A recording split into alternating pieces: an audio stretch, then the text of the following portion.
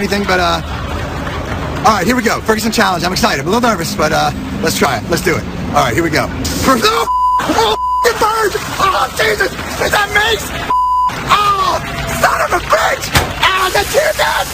Oh, we're not even raising money for anything! I don't nominate anybody! Oh my God, I think I'm gonna throw up! Oh, can I do the ice bucket one now?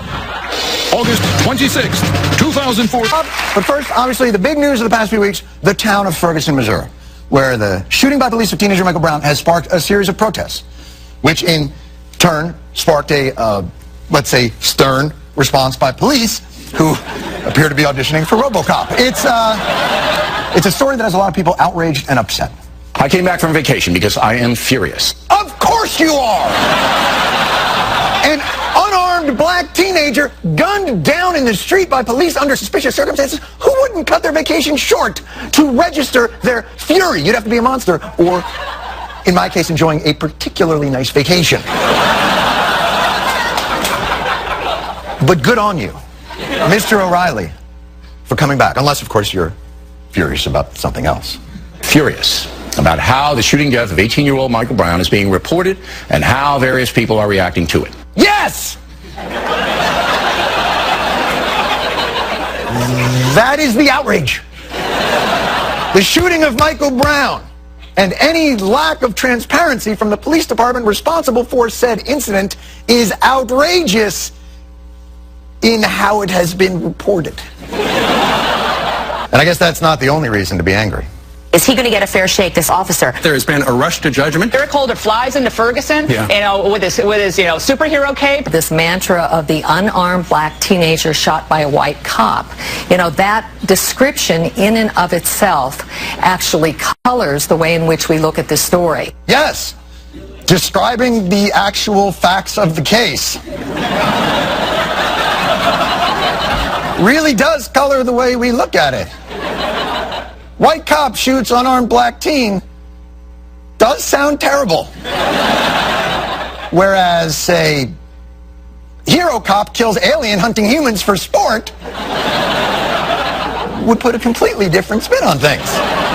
Which, though a very accurate description of the plot of Predator 2, is in this case not what happened. And you know what? There's so many other stories out there. Why aren't we covering New York? Why aren't we covering black-on-black crime? Yes! Why all the interest in holding police officers to a higher standard than gangs? They both flash colors, and yes, one of them has been sworn to protect and defend, but still.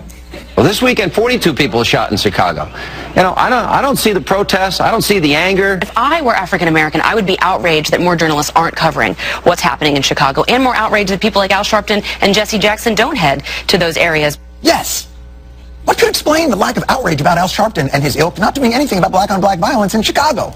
With Chicago's violence making national headlines, a group led by the Reverend Al Sharpton plans to convene an anti-violence summit of national civil rights leaders here. Oh, that's right, because African-American leaders did hold a summit about that in November and have met at least 3 times in the city just in the last 13 months, which is not to say it's been effective, but taken along with the President's My Brother's Keeper initiative, which attempts to address this violence and the countless vigils and marches within these violence-torn communities, means they are trying, actually, to do something. You see, you being ignorant of those attempts doesn't mean the issue itself is being ignored, in the same way that when it snows where you live doesn't mean the world isn't getting hotter.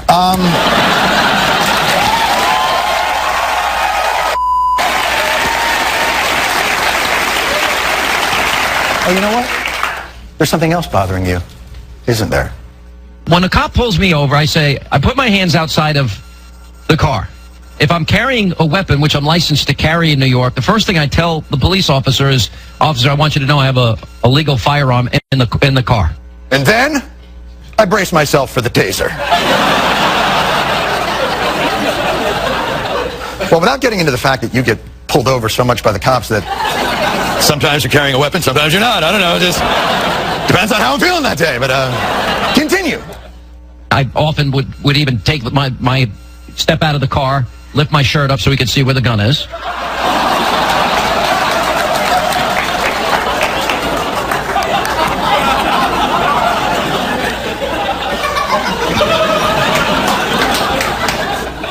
You really do have no idea, do you? You really do. Basically you're saying...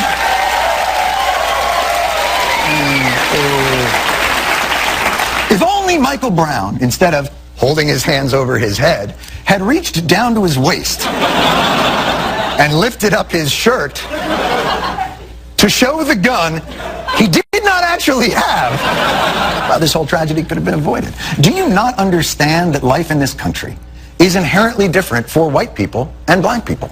A lot of people are trying to make this, Dana, about black and white and trying to make this about race. This is part of this effort to make it everything about race. Is this a story about race? Do we know that? I think it is playing the race card, and I think it's disgraceful. The only racial divide that is created here is being created by the race baiters. You know who talks about race? Racists.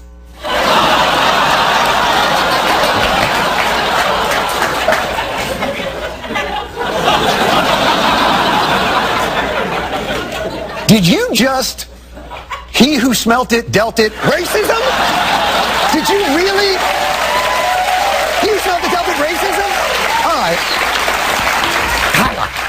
Forget that in Ferguson, 94% of the police are white and 63% of the people are black. Forget that 92% of police searches and 86% of car stops are for black people. Forget that the white municipal government finances nearly a quarter of its annual budget through the fines and penalties disproportionately leveled against the black portion of the population. Forget that the history of this town includes this tasty nugget.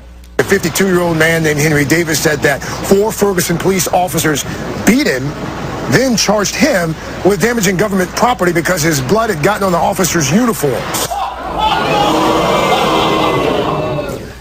So let me get this straight.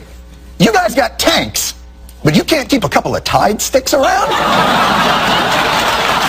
Because here's the problem with everything that's going on in this conversation. This isn't all about just one man killed in one town. It's about how people of color, no matter their socioeconomic standing, face obstacles in this country with surprising grace.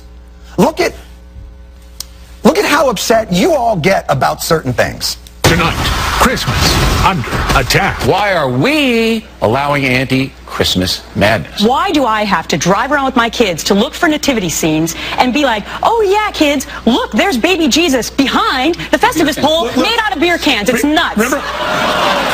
Remember? You were furious that America's 11-month-long celebration of Christmas wasn't enough. But now, if you can, just imagine that instead of having to suffer the indignity of a Festivus pole blocking something you could have just set up in your own yard anyway, imagine that instead of that, on a pretty consistent basis, you can't get a cab, even though you're a neurosurgeon, because you're black. I guarantee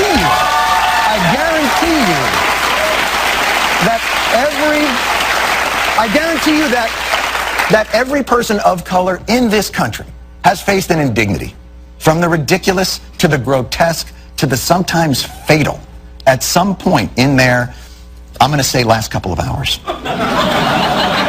because of their skin color. Quick story. So we live in New York City, a liberal bastion. Recently, let me finish.